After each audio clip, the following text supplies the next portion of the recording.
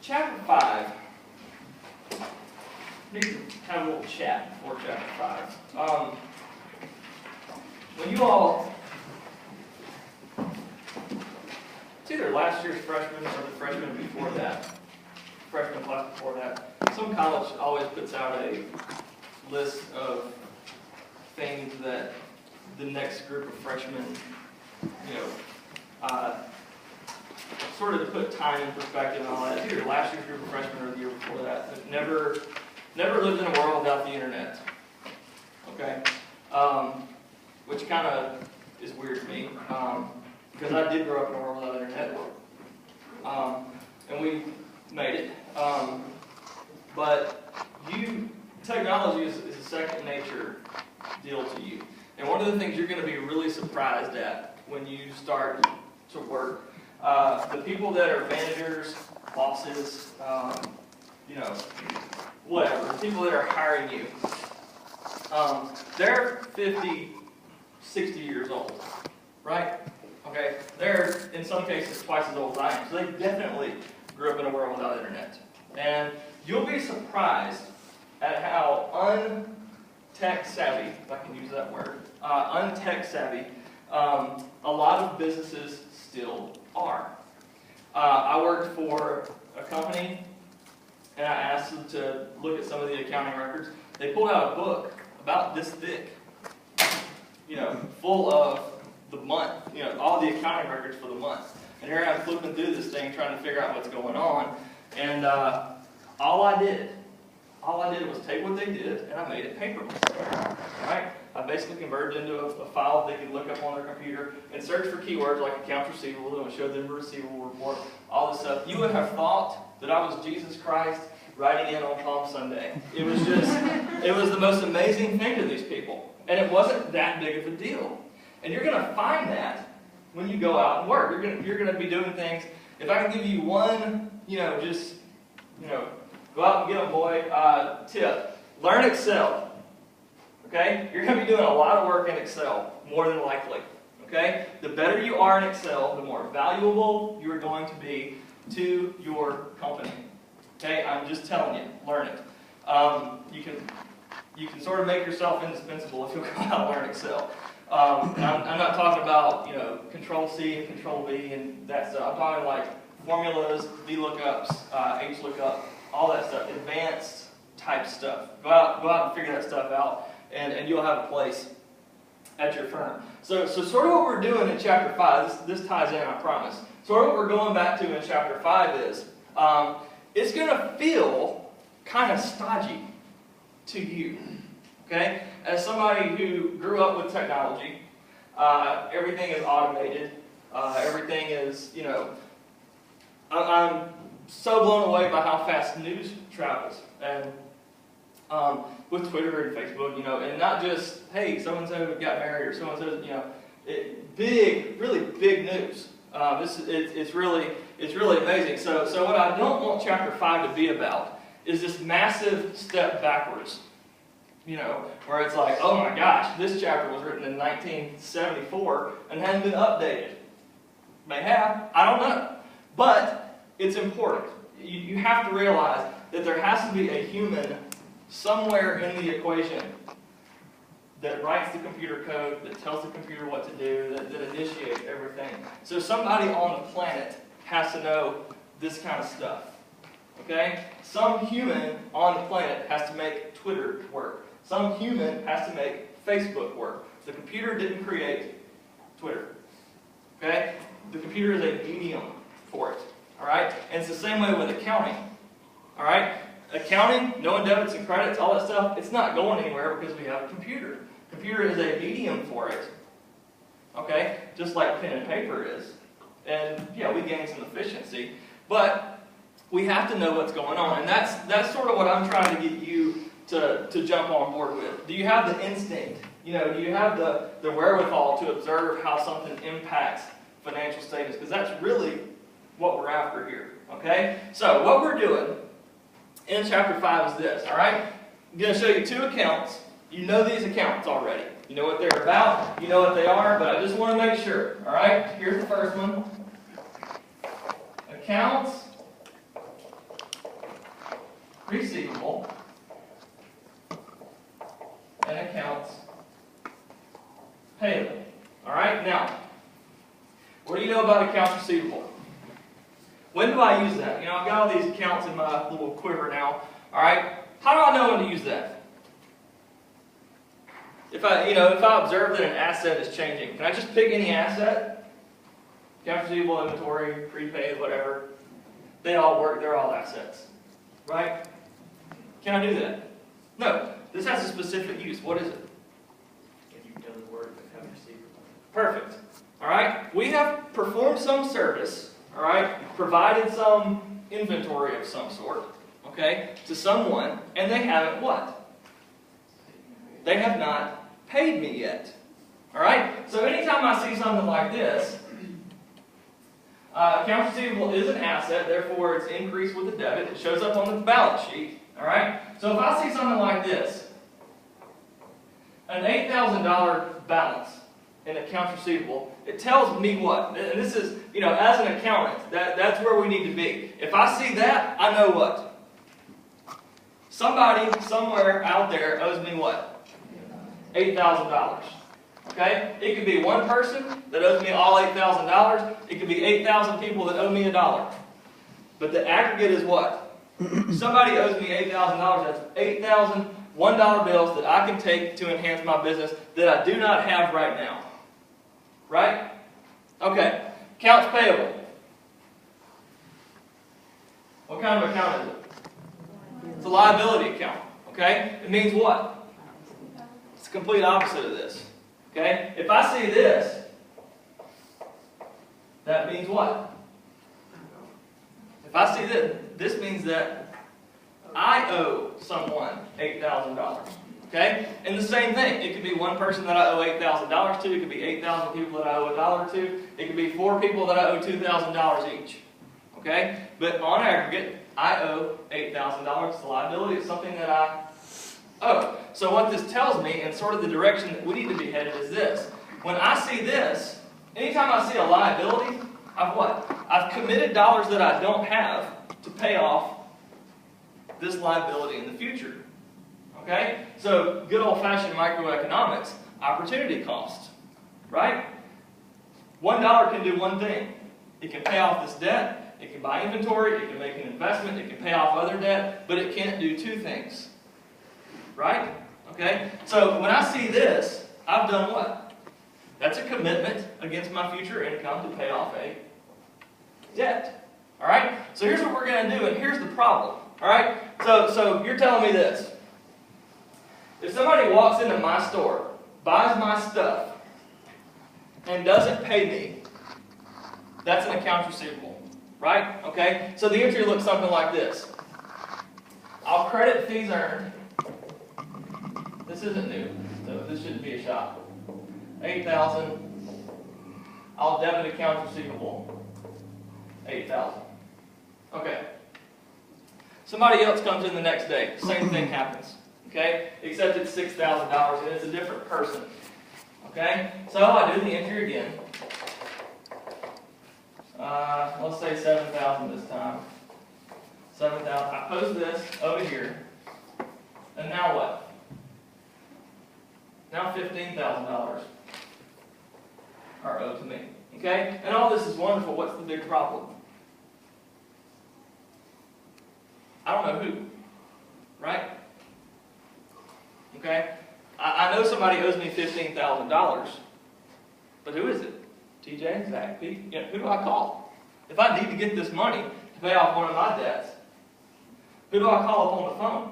Okay? Those of you who are marketing majors and thinking about going into sales, I can guarantee you one of the first things that's going to happen to you is your boss is going to walk up to you, hand you an accounts receivable ledger, and say, get on the phone and call these people. Okay? It's people that what? People that owe us money. We've already done our job, right? They got to do theirs. And you're going to get responses from people that you're not going to believe. My first week when I was doing real estate, That happened to me. I said, here's all the people in our building that owe us money. People that have moved out, whatever. I called this law firm out. I'm not gonna mention who they are. I called. They've owed us money for half a year. A large, handsome sum of money that would have done us some good. I called the secretary. She said, "Oh, you must be new." I said, "Yeah." She says, "Let me tell you what that is on my priority list." I said, "Okay." She said, "It's last." Okay? And every time something else gets added to my priority list, your money gets bumped down. Okay? Basically, she was saying what? You're never going to see this money. None of it. Okay? So, you know, it can get, you're going to be surprised by what people say to you outside of the boundaries of Mississippi College. Okay? Just don't be surprised. All right? We ended up taking these people to court and settling on this. Okay? So it became this really nasty thing. Okay? But you're going to deal with this. You're going to see that. You may not ever book a journal entry to fees earned for accounts receivable, but this, you're all going to deal with this. If you own your own business, if you cut people's lawns, guess what? You're going to deal with that. All right? You're going to cut somebody's lawn, they're going to say, "You know what? Don't have any cash today. Sorry. Can you come back in a couple weeks?" Well, sure, but what? In the meantime, I got to buy gasoline, I got to service the lawn, I've got all these things I got to pay for that I can't pay for with promises. So, collecting on receivables is a huge deal. On the flip side, when you owe somebody money, then what? They are going to hound you to death over getting them to pay. Just try it. Don't pay a bill. Okay? Go to the doctor and don't pay a bill for a couple months and see what happens. Okay? You'll get phone calls, you'll get letters, you'll get all kind of stuff saying, "Please pay." So these two things are a big deal. Alright? Therefore, the accounting systems, that's what chapter 5 is about. The accounting systems related to accounts receivable and accounts payable are oftentimes very sophisticated. Now, in Accounting 201, we're going to be looking at it from a manual perspective. We're going to be writing out and doing all that wonderful stuff. Okay? But this, you'll hit this at some point. It doesn't matter who you work for, what you do, you're going to deal with this. Okay? People owing you money, you owing people money. Alright? So here's what we're going to do, and here's sort of the, this is where we sort of jump off into theory world and into good old-fashioned accounting world. Alright? These two accounts have a special name. Alright? And just sort of together. Okay? We're going to call them controlling accounts. Controlling accounts. Okay? Meaning, this is all in the world this is. Alright? We understand and we recognize, okay, that there are sub-accounts. Okay? Sub meaning beneath. Okay? Sub-accounts related to these two. Okay?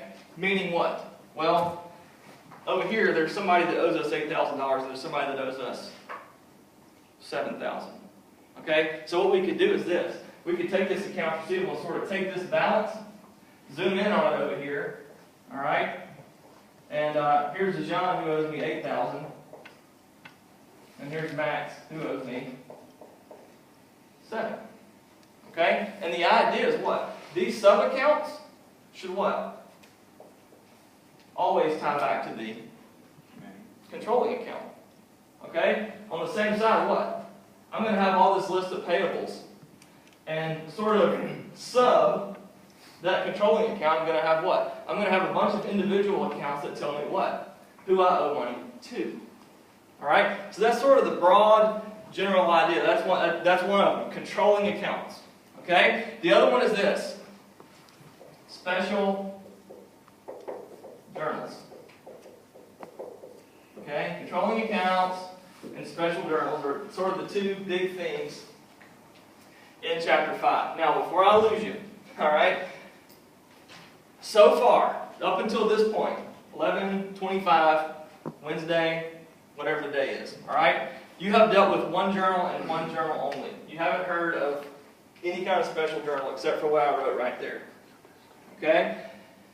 What journal? Remember? Just a general journal. Okay? And we always said, what about the general journal? So we got to have at least one debit, at least one credit, right? And what? They got to tie. They got to equal each other. Okay? If I got 8,000 in debits, I got to have 8,000 in credits. Now I can have 800 debits in one credit, 800 debits and 800 credit. It doesn't matter, but what? The amounts have to do what? The amounts have to equal one another.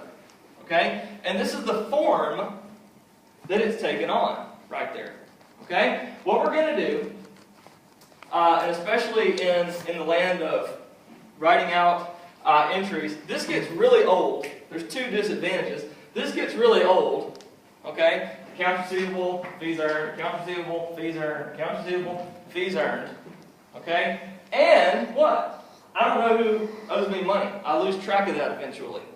Alright? So, what we have is special journals that we'll look at, and the two that hopefully we're going to get to spend a little bit of time on today is the revenue journal and the cash receipts journal. Okay? So today, revenue journal, cash, bless you, receipts, journal. Okay? Now, how do you feel? Yeah? Okay, alright. Now, there are scenarios that happen that tell me to go here or here, as opposed to my general journal. Okay? The first one deals with the revenue journal. The revenue journal is introduced on page 209. Okay? I use the revenue journal when I earn fees on account. Okay? So anytime I would ordinarily do that journal entry, debit accounts receivable, credit fees earned. Okay? Anytime I would ordinarily do that journal entry in the general journal, okay? At this point, we're sort of deviating. Okay? We're getting a little smarter here. We do what? We have to say, uh-oh, that goes where?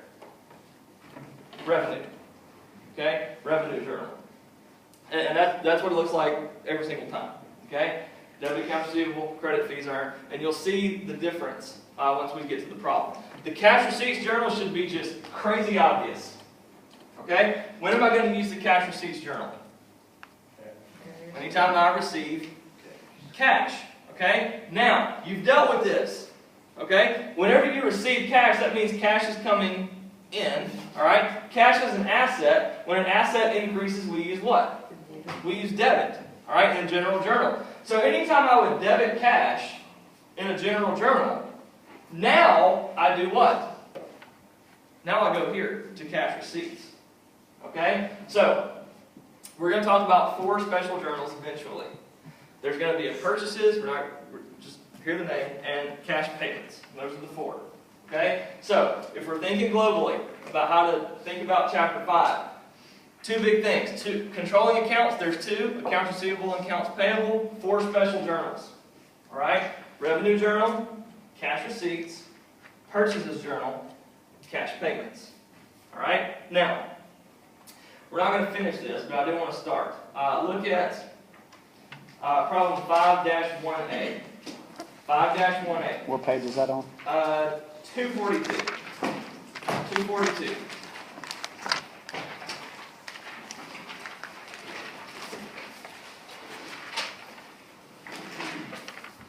Now, what we're looking at in 5-1A is specifically a revenue journal.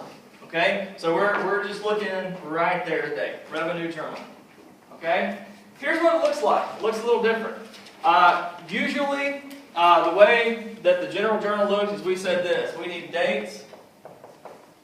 We need accounts. And we need amounts. Look familiar? Okay? Here's what the top of the revenue journal looks like.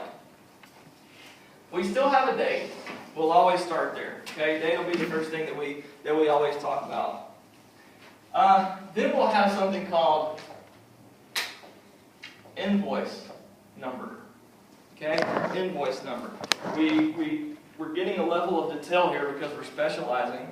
Okay, you don't see invoice number over here anywhere. All right, that's only on the revenue journal. You'll see customer account.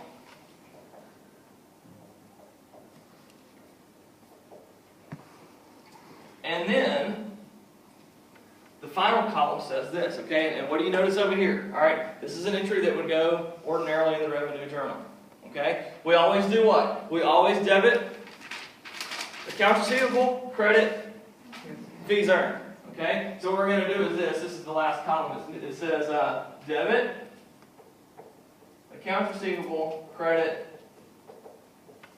fees earned, okay? So all I'm going to do is this.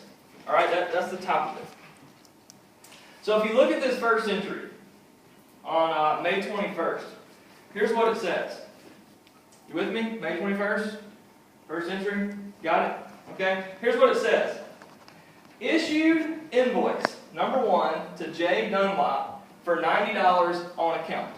Okay. Now let's walk through this one. Let's not run yet. Okay? If I issue something to someone, all right, we're a football team. I say today we're going to issue equipment. What does that mean? That means this is the day that I give you your equipment. Helmet, shoulder pads, whatever else. Right? Okay? So it's me giving out something. Okay? So when I see issued, that means what? That means I am giving out something. What am I giving out? Invoice. What's an invoice?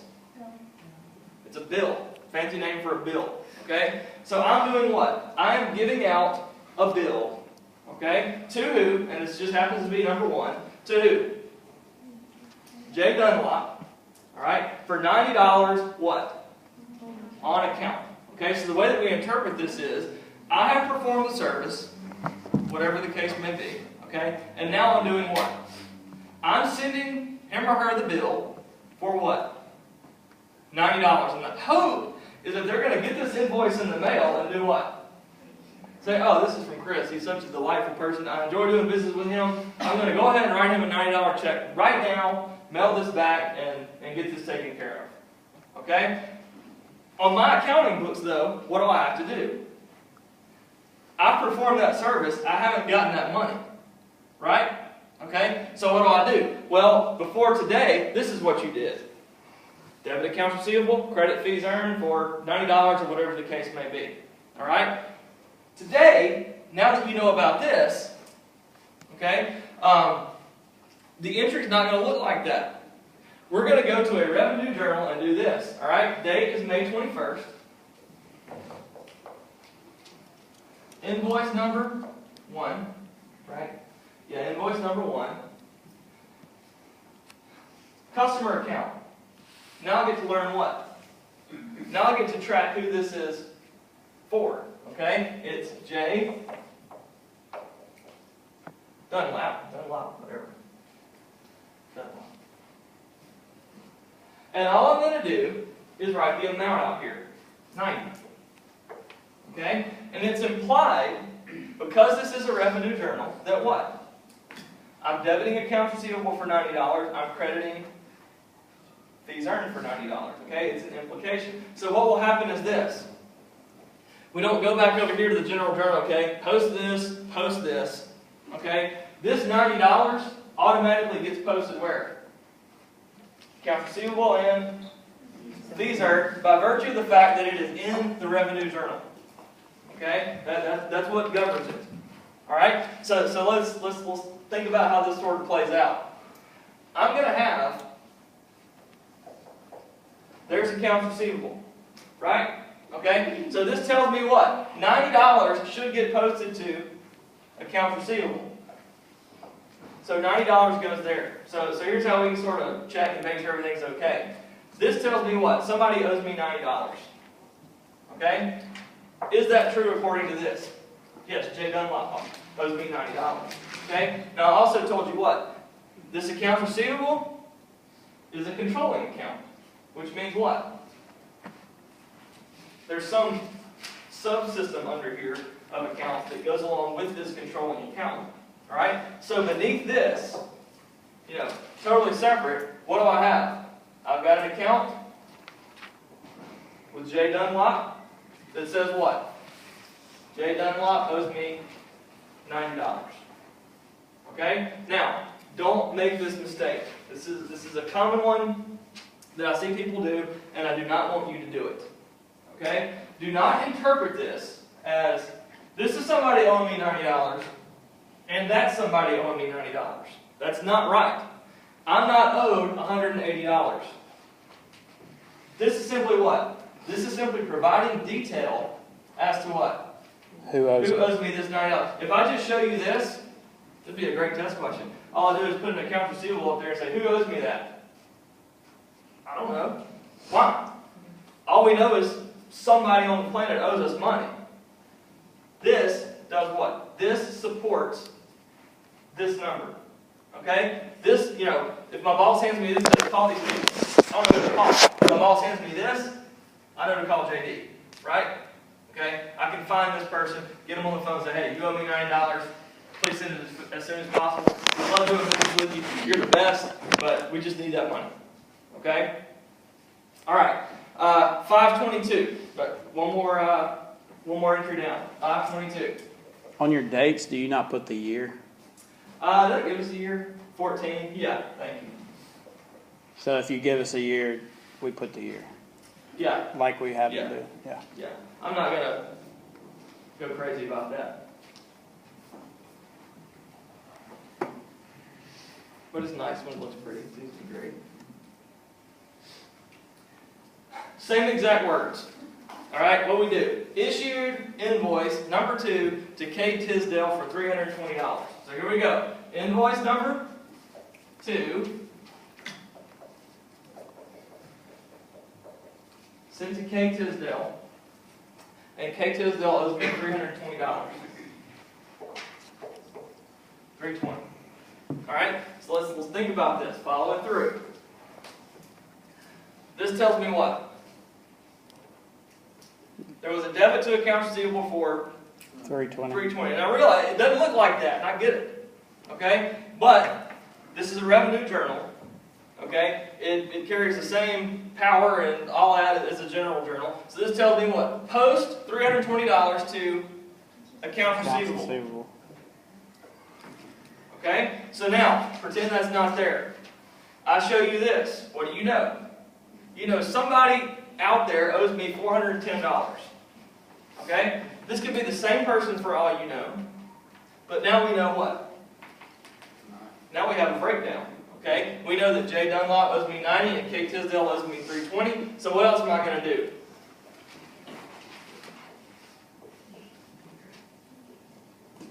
Right? Okay? So please recognize this early. All right? All this is doing down here is what? Supporting this. Okay? This does not say, and I know I've said this before, but I'm going to say it again. This does not say that people owe me money up here, and these people owe me money. Okay? All we're doing, this supports this. Okay? Let's get this last one done, and then we'll see how I'm feeling. 524. You got it. Fill it out. 524. It says issued invoice number 3 to T. Patrick. So invoice number 3 to T. Patrick. $75. 75. Just like that. Okay. All right, now. Last one, 25th. We'll quit here. I got to get the test back. 25th. Different. Yes.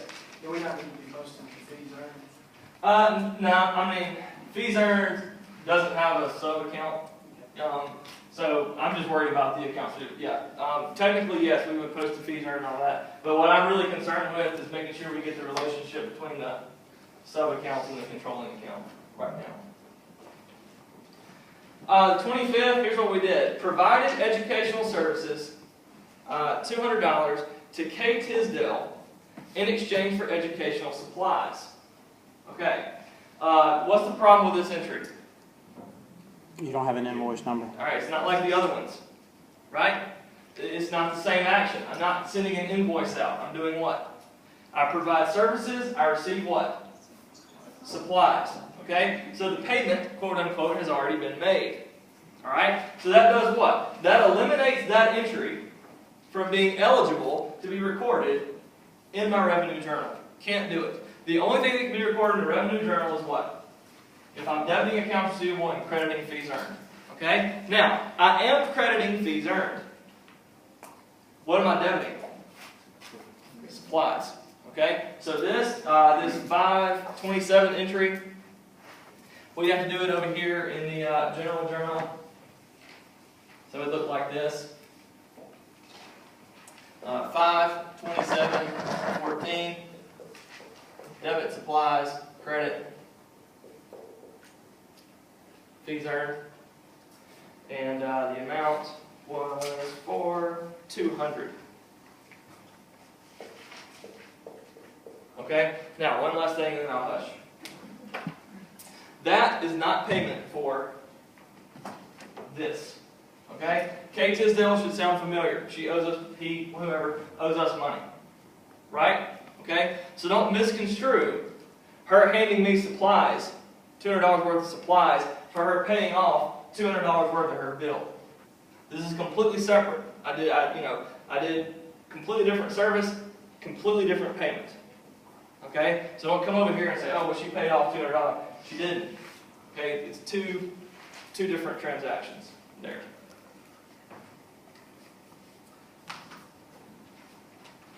All right. We'll stop there. I have your test for you.